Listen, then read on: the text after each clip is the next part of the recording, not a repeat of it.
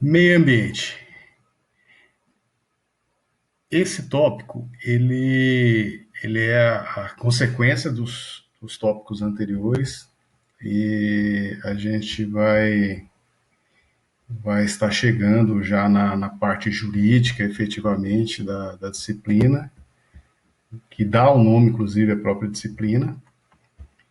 E nada melhor do que algumas entradas jurídicas aí nessa temática. Em especial, levando em consideração posicionamentos aí do Supremo Tribunal Federal. Antes, porém, é importante mostrar uma retrospectiva que foi feita pelo próprio Supremo Tribunal Federal, na ação direta de constitucionalidade número 42, que congregou mais 4 outras ações diretas de inconstitucionalidade, que viabilizou o julgamento do novo Código Florestal, que foi impugnado na época de sua entrada em vigor, em 28 ele é de 25 de maio de 2012, mas entrou em vigor no dia 28. E já foi impugnado por ações do Ministério Público Federal, ações de partidos políticos, e a maioria das ações eram ações contrárias a vários dispositivos dessa norma federal. E aí o Supremo Tribunal Federal reuniu tudo e julgou no dia 28 de fevereiro de 2018, o que foi um marco, né, um dos maiores julgamentos da temática ambiental do país ao longo de décadas. E o Supremo Tribunal Federal bateu o martelo em uma série de situações, algumas contrárias a tudo o que estava sendo ensinado, tudo o que estava sendo escrito, julgado, inclusive, em matéria de proteção do meio ambiente. Mas, assim, é o Supremo Tribunal Federal, é ele que dá a voz final a respeito daquilo que é ou não constitucional. E aí bateu o martelo, não havendo impugnação que pudesse desconstituir essa decisão, é o que está valendo. O julgamento foi tão complexo e tantas questões que a embasaram que a sua publicação ela ocorreu efetivamente no dia 13 de agosto de 2019. Então, mais de um ano que começou a entrar em prática efetivamente o posicionamento do Supremo Tribunal Federal acerca da matéria. Pois bem, alguns trechos desse julgado são bastante relevantes no que diz respeito a demonstrar qual é o posicionamento do Supremo Tribunal Federal, o seu ponto de vista em relação à matéria, meio ambiente como um todo. Evidentemente que eu não vou transcrever o julgado na íntegra, porque é muito extenso, mas algumas partes são importantes para nós fazermos a introdução do tema meio ambiente daqui para frente. Ok? Então, assim, nesse julgado consta: o homem é parte indissociável do meio ambiente, uma vez que, por intermédio das interações genéticas, biologicamente evolutivas que se sucederam nos últimos milhares de anos, o meio ambiente produziu a espécie humana, cuja vida depende dos recursos nele inseridos. E eu vou estar fazendo alguns comentários relacionados àquilo que eu já disse sobre o tema, a vinculação do homem com a natureza, a vinculação inclusive de dependência, e o Supremo está confirmando essa hipótese. Nem os mais significativos avanços tecnológicos permitirão ao homem, no futuro, obviamente, dissociar-se do meio ambiente, na medida em que a atividade humana, inventiva e transformadora, depende da matéria nele contida, sob todas as formas para se concretizar. Aí chamando a atenção exatamente para a necessidade de buscar mecanismos que minimizem os impactos na natureza. A capacidade dos indivíduos de desestabilizar o equilíbrio do conjunto de recursos naturais que lhes fornece a própria existência tem gerado legítimas preocupações que se intensificaram no último século. Nós destacamos que, principalmente a partir de Estocolmo, começou-se um enfrentamento global a respeito dessa temática. Inúmeros conclaves, inúmeras conferências, inúmeros encontros internacionais, nacionais até, sobre a temática, no sentido de buscar medidas, soluções que sejam efetivas para o enfrentamento dessa questão. Afinal, os recursos naturais têm sido extintos. Danos irreversíveis ou extremamente agressivos à natureza tornaram-se mais frequentes. E aí eu faço um adendo em relação às notícias que nós já discutimos em outro momento. Disfunções climáticas são uma realidade científica. Diversas formas de poluição se alastram pelos grandes centros, entre outras evidências do que se cognomina crise ambiental, que foi o tópico próprio que nós trabalhamos aí na disciplina. O homem apenas progride como ser biológico e como coletividade quando se percebe como produto e não como proprietário do meio ambiente. Dessa forma, o Supremo, ao meu ver, fazendo uma interpretação do julgado, ele dá a dica exatamente de que o homem ele não deve ser pensado como centro de tudo, né? Naquela visão que nós já colocamos do antropocentrismo. Então seria uma perspectiva diferente de inserir o homem dentro do contexto ambiental como um todo. A Declaração das Nações Unidas sobre o Meio Ambiente Humano, lá de 1972, consistiu na primeira norma a reconhecer o direito humano ao meio ambiente de qualidade.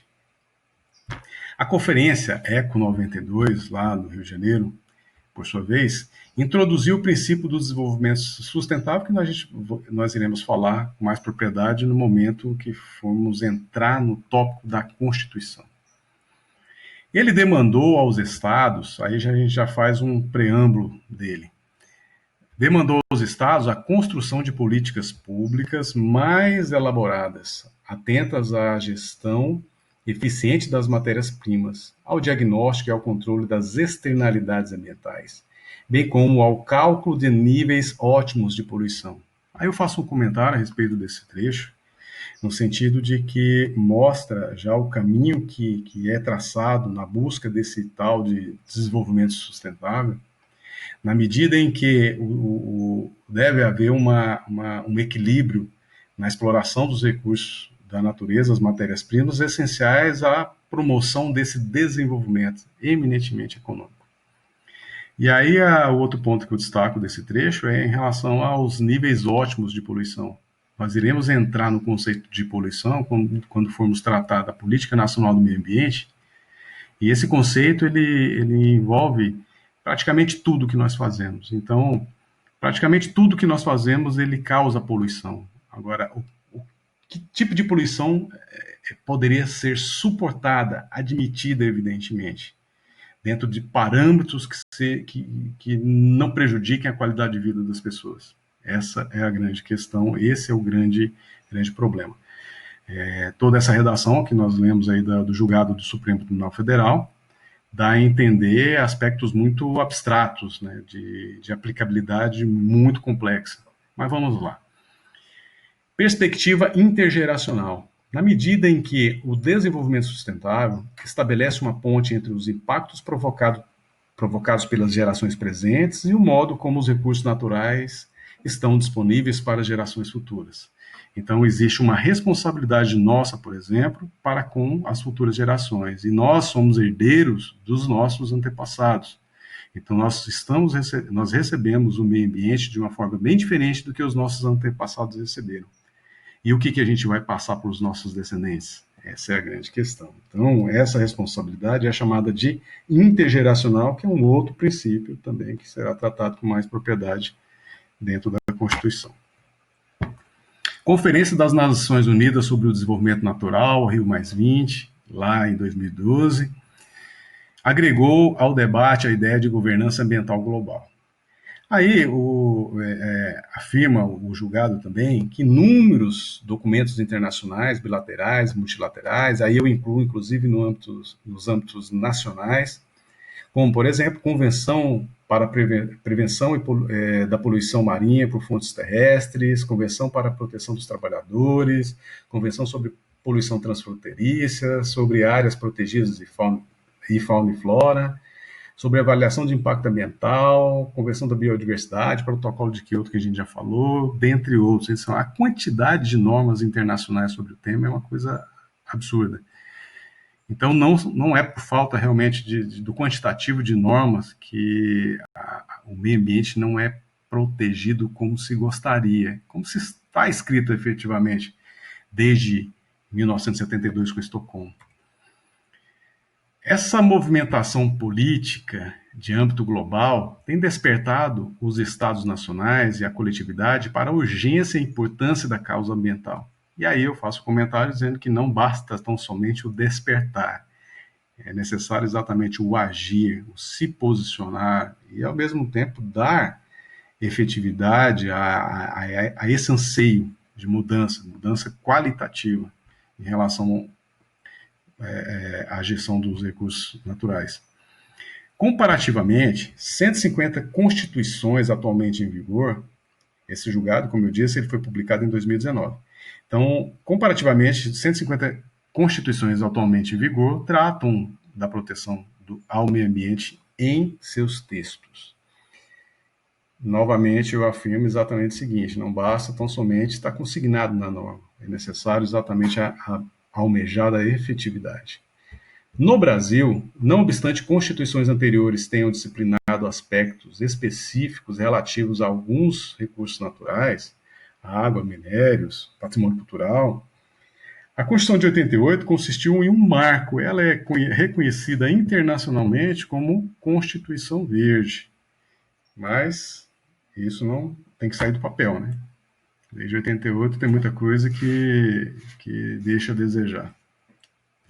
O caráter transnacional e transfronteiriço das causas e dos efeitos da crise ambiental demanda dos Estados, dos organismos internacionais e das instituições não governamentais, progressivamente, uma atuação mais articulada para transformar a preservação da natureza em instrumento de combate à pobreza e às desigualdades. Então, nós observamos na atualidade inúmeros documentos internacionais, como Habitat 1, 2, 3, promovidos pela ONU, convenções, declarações internacionais, em que que surge a necessidade exatamente de se pontuar que a responsabilidade na proteção ela é eminentemente compartilhada, igualitária, em pé de igualdade. Então, não só a sociedade, não só os governos, não só a família, todos conjuntamente devem cumprir o seu respectivo papel. Essa é uma pontuação importante nesse aspecto. A análise de compatibilidade entre a natureza e a obra humana é íncita à ideia de desenvolvimento sustentável, expressão popularizada no relatório Brundtland, que nós já falamos em sala de aula. Garantir o racional manejo das riquezas ambientais em face do crescimento populacional. Desenvolvimento sustentável sempre vai estar na bola da vez, nas discussões nacionais e internacionais. E nada melhor do que um julgado do Supremo Tribunal Federal para bater esse martelo aí. A história humana e natural é feita de mudanças e adaptações, não de condições estáticas ou de equilíbrio. E aí entra a minha fala, no sentido de que onde está o homem está a degradação. Não há que se falar na atualidade que envolve uma vida coletiva no âmbito urbano, cada vez menos no âmbito rural, sem que haja impacto para atender às nossas, entre aspas, necessidades, que são ilimitadas, como nós já dissemos, que viabiliza aquilo que é denominado como crise ambiental. Então, esse descompasso precisa ser enfrentado efetivamente. Mas é necessário nós antevermos exatamente a possibilidade de compatibilizar esses interesses. E de não pensar que vai haver uma proteção 100% de tudo. Evidentemente que tem que haver uma regra, um parâmetro, um planejamento, uma iniciativa, em especial do poder público, com a participação efetiva da sociedade, organizada ou não, para exatamente dar certo uma proposta, que seja uma proposta factível. O resumo desse julgamento no que diz respeito ao que a gente propõe na discussão aí do tema meio ambiente, introdução, para falar sobre direito ambiental e dar sequência à disciplina, trata exatamente do seguinte: a preservação dos recursos naturais para gerações futuras não pode significar, aí vem um alerta, a ausência completa de impacto do homem na natureza, consideradas as carências materiais da geração atual e também a necessidade de gerar desenvolvimento econômico suficiente para assegurar uma travessia confortável para os nossos descendentes. Esse é o alerta do Supremo Tribunal Federal, se posicionou recente, em que já dita a sua linha de posicionamento em relação a essa matéria e, ao mesmo tempo, permite essa retrospectiva dentro da temática ambiental, realçando a importância dessa temática meio ambiente no âmbito global. E aí nós entramos no conceito. Então, o que é meio ambiente? A Lei de Política Nacional do Meio Ambiente, que é a Lei 6938 de 81, no seu artigo 3º, inciso 1º, fala que meio ambiente é o conjunto de condições, leis, influências e interações de ordem física, química e biológica, que permite, abriga e rege a vida em todas as suas formas. E aí o comentário que eu faço sobre esse conceito é exatamente no sentido de que, como a lei foi produzida cerca de 9 anos após, um pouco mais de 9 anos após Estocolmo, o fechamento da Declaração de Estocolmo de 1972, é um tempo muito reduzido para ter uma evolução muito significativa em relação a essa temática. Então, nós observamos que esse conceito de meio ambiente é o conceito mais voltado para a realidade natural, do meio ambiente natural. Hoje nós iremos tratar também que meio ambiente ele tem outras frentes de atuação, outras frentes de intervenção que fogem, inclusive, da limitação exclusivamente fauna, flora, etc. Então, o meio ambiente dentro da lei é um meio ambiente que não congrega, não assambarca toda a dinâmica ambiental que nós observamos hoje. Como é uma ciência que nasceu muito recente, então nós observamos a necessidade de adequação. Ou seja, não podemos tratar o meio ambiente de forma estática, exatamente pelo fato dele ser dinâmico e pode mudar ao longo do tempo conforme a realidade exija. O Supremo Tribunal Federal, na ação direta de inconstitucionalidade número 3540, que é um julgado também bastante importante é um julgado do ano de 2005, menciona exatamente o seguinte sobre meio ambiente. Traduz conceito amplo e abrangente das noções de meio ambiente natural, meio ambiente cultural, meio ambiente artificial, que é o espaço urbano, e de meio ambiente laboral. Aí já dita a regra, dizendo exatamente o seguinte, que nós precisamos compatibilizar um conceito que entre também esses elementos, essas novas temáticas aí, que vai além do patrimônio natural. Então, essa é a realidade da atualidade, que pode mudar, como eu disse, exatamente pelo fato do meio ambiente ser dinâmico. Modalidades, aí a gente já entra, já pautado, inclusive, nesse julgado lá que eu mencionei do Supremo Tribunal Federal. Meio ambiente, modalidades, formas, tipos, classificação, qualquer nomenclatura que se repute mais adequada. Mas ele é mais conhecido como físico natural, que é exatamente a proteção da fauna, flora, os recursos naturais propriamente ditos. Água, ar, solo, subsolo, é o que nós entendemos por natureza, efetivamente, seja visível ou invisível. Mas também nós deveremos agregar valor a essa temática meio ambiente, incorporando o elemento cultural, ou histórico-cultural, conforme alguns, e a própria Constituição assim estabelece. No artigo 215, 216, combinado com o artigo 225. Pois bem, o meio ambiente cultural é exatamente aquele que tem uma relação histórica, uma relação umbilical, uma relação direta, uma relação mais incisiva com os interesses de determinada sociedade num contexto de permanência, num contexto de continuidade, que agregue valor e seja reconhecido como valorado para aquela sociedade, para aquela coletividade ao longo do tempo. É um conjunto de elementos que são fortalecidos ao ponto de indicar uma cultura, de indicar um comportamento, indicar um modo de agir, de viver, de atuar, de respeitar, de religiosidade. Então, o que envolve cultura, que é propriamente dito como cultura, dentro do contexto de uma sociedade, ele é protegido também como meio ambiente. E com a nomenclatura meio ambiente histórico-cultural ou meio ambiente cultural. Nós temos normas específicas no âmbito nacional, que trata da Lei de Proteção ao Patrimônio Histórico-Cultural, e é importante nesse momento destacar, como eu já havia comentado, existe no âmbito da Universidade Federal uma disciplina própria que eu não farei, né, a explicação pormenorizada do meio ambiente cultural, em razão exatamente de ter uma disciplina própria. O mesmo ocorre com o meio ambiente artificial e meio ambiente do trabalho, só que o meio ambiente do trabalho não tem uma disciplina específica, tem projeto de disciplina.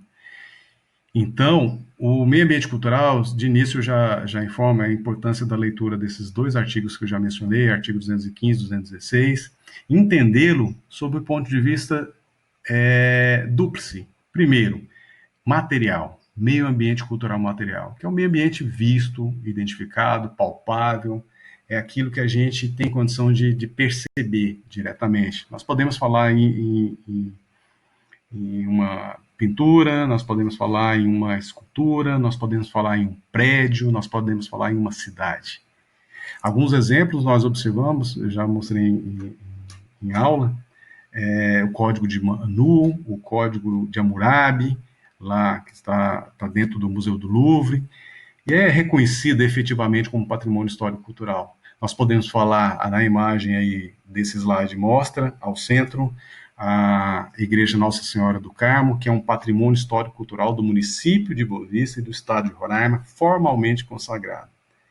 Nós temos aí na imagem abaixo, do lado direito, o plano urbanístico de Darcy Aleixo de Renunçum, que foi quem projetou Boa Vista na década de 40. Por volta de 1945, 1946, ele ganhou a licitação e desenvolveu essa imagem que nós vemos aí, é a realidade que hoje se passou muito realmente desse traçado de meados aí do século passado.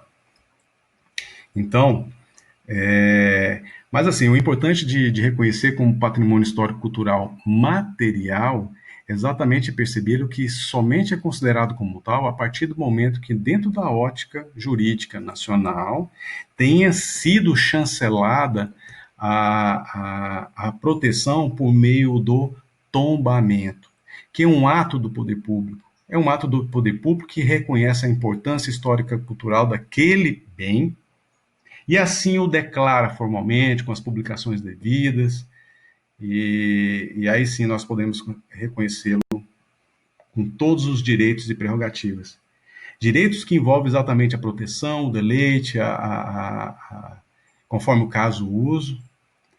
Aí uma questão que é importante mencionar desde já é exatamente que existe a possibilidade de nós sermos proprietários de um patrimônio histórico-cultural. Só que nós temos restrições de uso, não quer dizer que inviabiliza o uso completamente. Mas o dono de um patrimônio histórico-cultural, como é o caso aí da Igreja Nossa Senhora do Carmo, pertence à Diocese de Boa Vista, tem restrições de uso, não pode fazer o que bem entende, tem que fazer manutenção direta, e essa manutenção envolve um nome técnico que se chama restauração, que é o melhor, evidentemente, levando em consideração parâmetros científicos, parâmetros técnicos qualificados, não é qualquer profissional que pode trabalhar com essa matéria. Então, assim, em muitos casos nós observamos em nível nacional em que alguns proprietários eles até acham que é uma herança maldita, né? Grande parte do caso.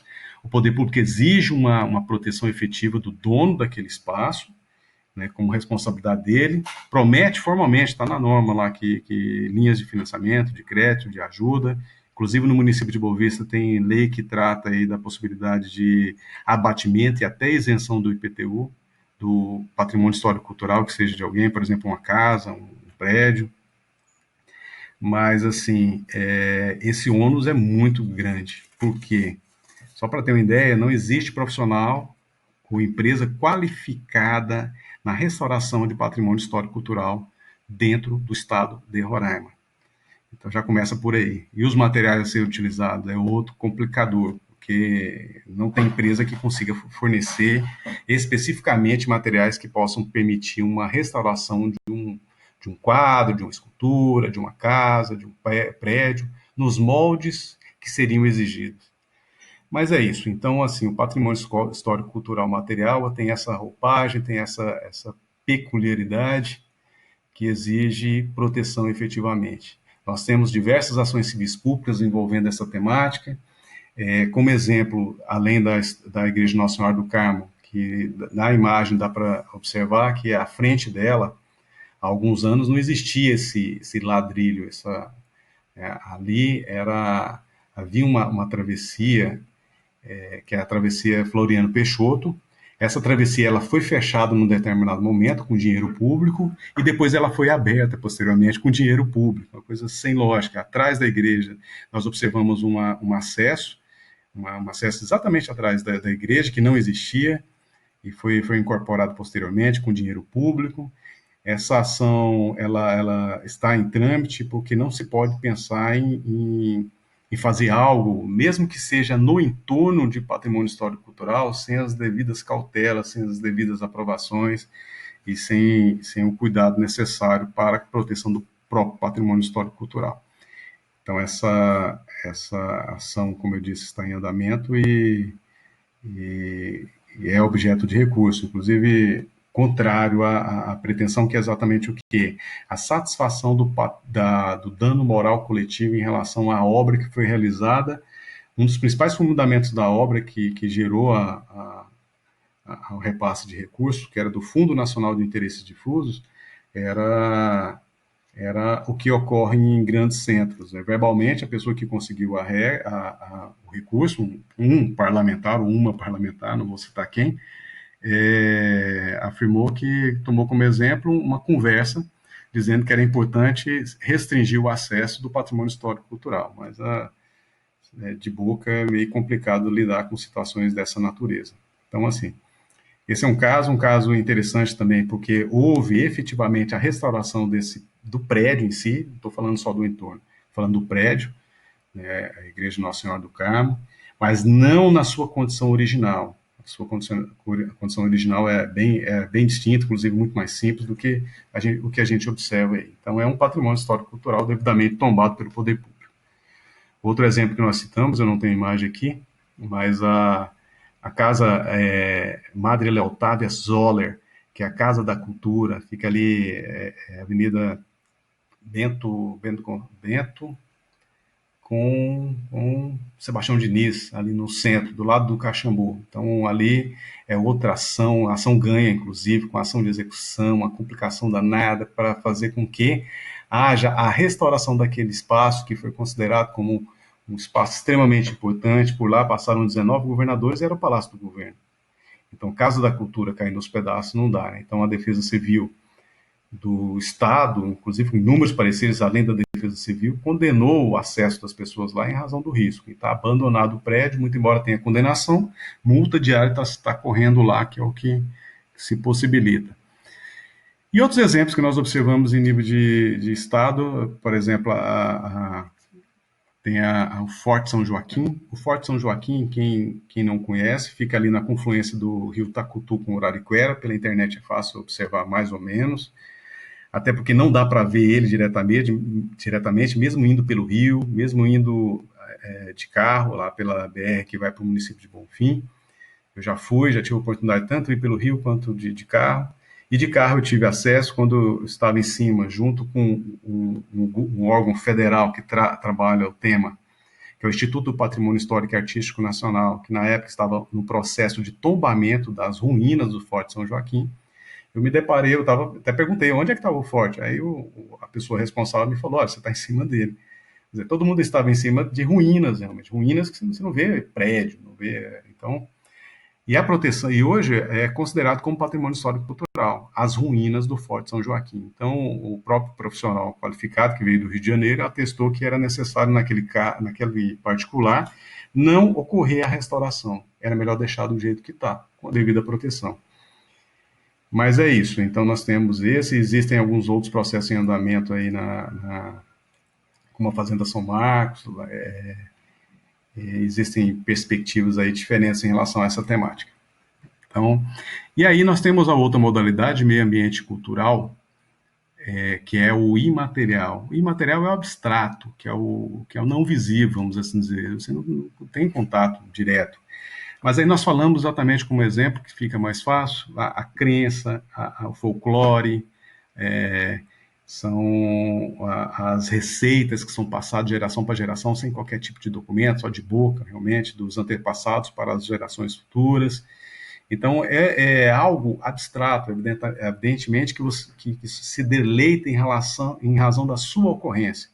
Por exemplo, uma receita de comida que sabe só de cabeça, que uma geração passa para outra geração, uma música, a crendice também entra nesse aspecto, né, o folclore, como eu já disse. Então, patrimônio histórico cultural imaterial, ele entra nessa ótica, mas ele pode ser protegido? Não só pode, como deve ser protegido. O instrumento de proteção do patrimônio histórico cultural imaterial é o registro, enquanto que o material é o tombamento, no caso do imaterial é o registro. Então, existem essas duas perspectivas. Mas o que é mais comum nós observarmos exatamente é o cultural material. Não quer dizer que o imaterial não tem importância, nada disso. Então, o material, nós temos aí, como eu falei, cidades, né? Às vezes mais centros de cidades, às vezes a cidade toda, mas ali a Ouro Preto é considerado como patrimônio histórico cultural, reconhecido nacionalmente pelo estado lá de Minas Gerais e até pela Unesco, que é a instituição vinculada à ONU que tem o apego em relação ao resgate patrimônio histórico cultural, a importância lá da relação daquilo que é construído pelo homem e que se permanece e agrega valor a determinada cultura. Então, nós temos aí São Luís do Maranhão, o Centro Histórico de São Luís do Maranhão também, que eu estive lá o ano passado, assim, o estado de conservação está deixando bastante a desejar. Nós temos o Distrito Federal quase a grande parte das capitais existe algo que é considerado como patrimônio histórico-cultural, devidamente tombado. Só assim pode ser reconhecido como protegido, mas não necessariamente se está registrado, se está tombado, isso implicaria em proteção. Exatamente porque, como o exemplo ao entorno aí da Igreja Nossa Senhora do Carmo, a Casa de Cultura, Madre Leotávia Zoller, nós temos aí a sede da Secretaria de Educação, a antiga sede ali que foi demolida. Então, assim, não basta estar no papel. O primeiro hospital de Boa Vista também foi demolido.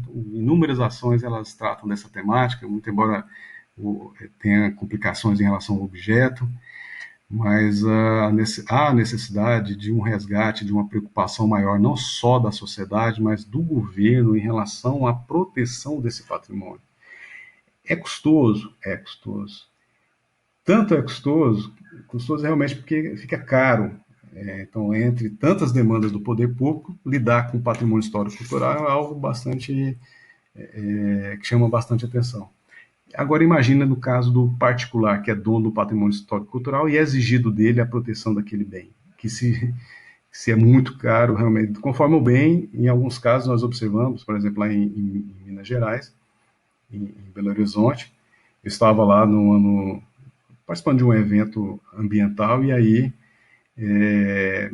vendo o noticiário físico, né, o jornal lá, e aí um incêndio que foi reputado como criminoso porque o dono do prédio que pegou fogo, era incêndio mesmo, porque ele perdeu o controle, ele era o dono, mas era patrimônio histórico cultural e ele não tinha condições de manter aquele prédio e ele preferia ver o prédio no chão. Por quê? Porque ele poderia utilizar para outra finalidade, era muito mais vantajoso economicamente para ele. Isso pode ocorrer, não só ocorreu, como de fato pode ocorrer ordinariamente. A sede, como mencionei, da Secretaria de Educação, a antiga sede, ela foi demolida pelo governo do estado e dentro de uma ação civil pública que objetivava exatamente a proteção daquele espaço. Né? O outro exemplo que eu citei aí do hospital, o primeiro hospital de Boa Vista, ele também foi demolido na quarta-feira de cinzas, né, após o carnaval, em que e outra, foi demolido sem o aval de quem reconheceu aquele bem como patrimônio histórico-cultural, que era o Estado de Roraima. E essa ação foi executada pelo município de Boa Vista. Então nós temos problema o que exige um despertar não só do governo, como da sociedade para a importância da proteção desse patrimônio. E a sociedade ela precisa acordar para essa realidade. Então não basta só o governo ter a obrigação de proteger, mas a sociedade tem que valorizar. Então, às vezes a própria sociedade ela não nem conhece a importância que tem o resgate cultural desse patrimônio. A matéria é tão complexa, por exemplo, que nós temos aí ação que envolve várias temáticas de meio ambiente lá ali no antigo primeiro terminal de Boa Vista, o primeiro terminal que próximo ao Rio Branco, ali no centro de Boa Vista, tem um prolongamento de uma praça. Essa praça ela foi ocupada com aval do Poder Judiciário, mesmo tendo uma ação civil pública para proteção. O município ele queria construir completamente naquele espaço um camelódromo.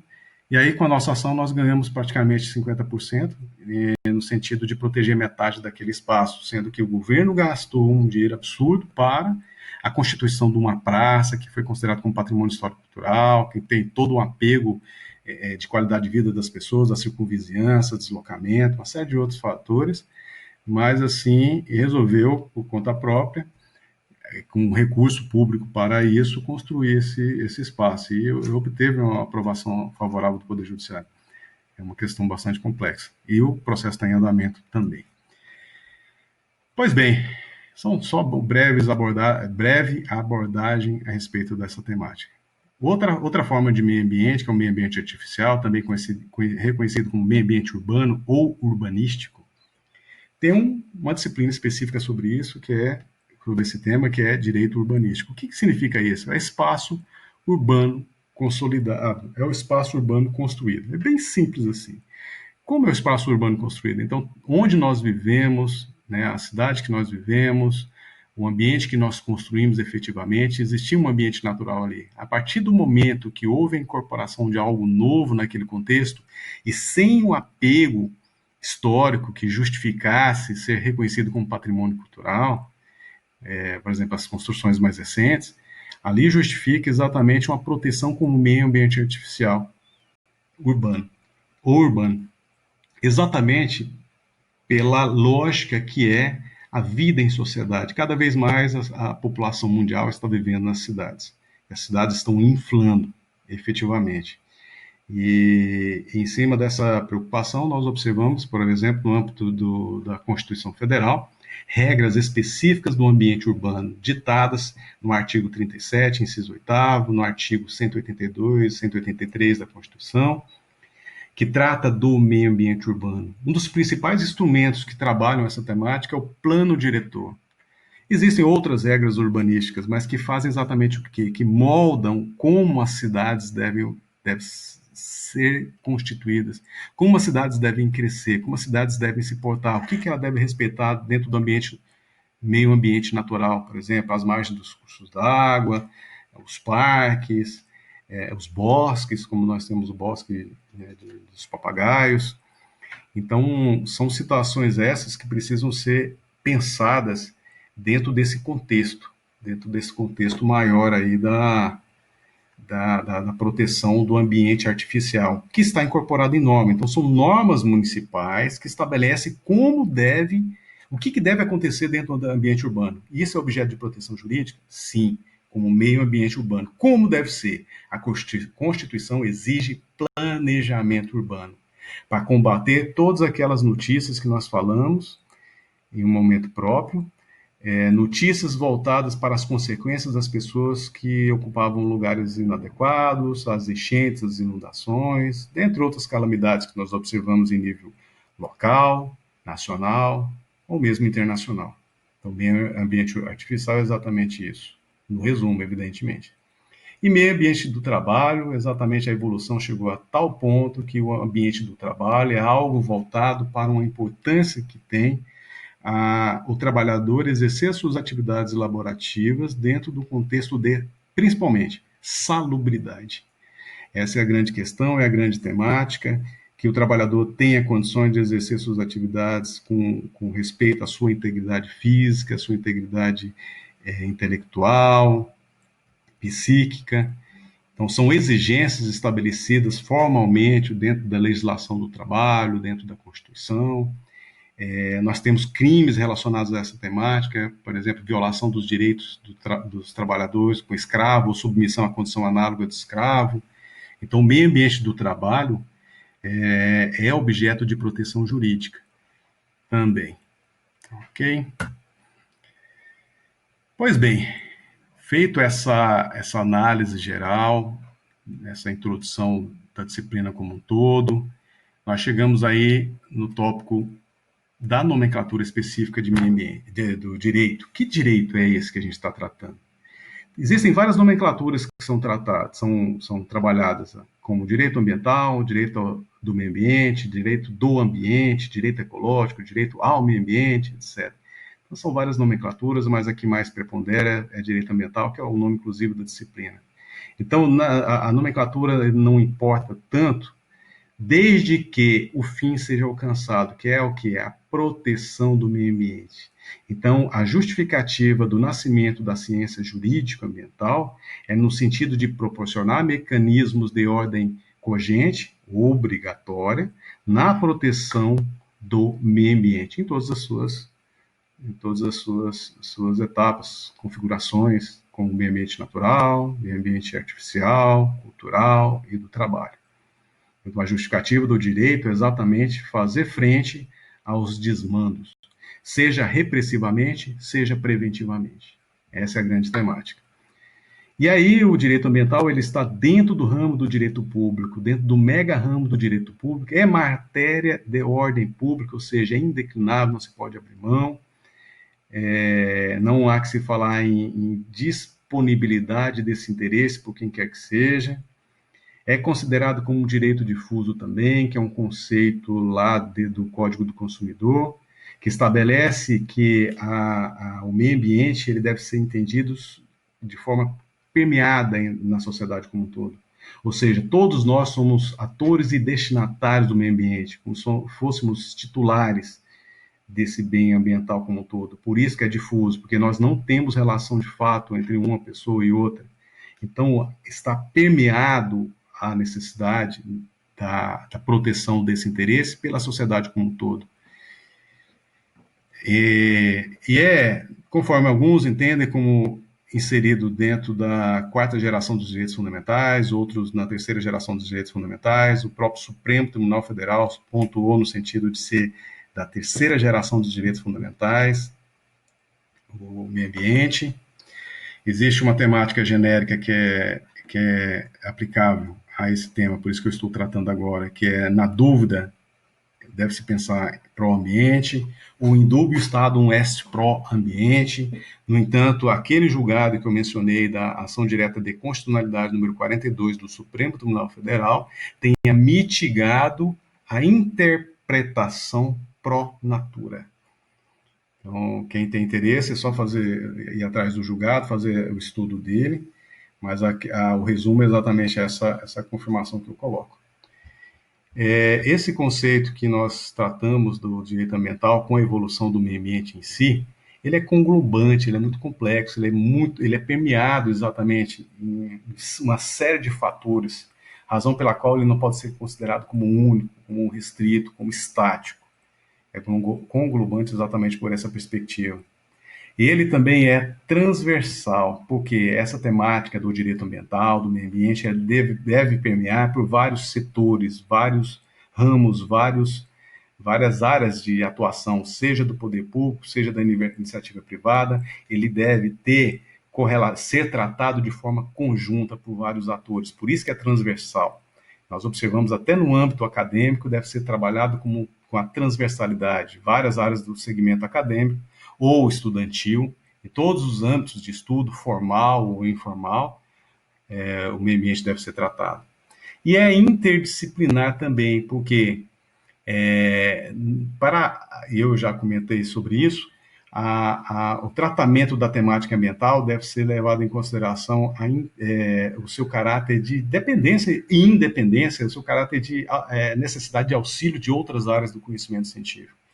Então, grande parte das respostas, das soluções aplicáveis aos problemas ambientais, necessita de outras áreas do conhecimento jurídico além do direito. A interdisciplinaridade é voltada exatamente para um resultado comum de vários atores em relação a uma solução. Essa solução é única, ela não pode ser cada área do conhecimento científico dando uma solução, que é o caso da multidisciplinaridade. É o que se busca evitar, mas é muito difícil.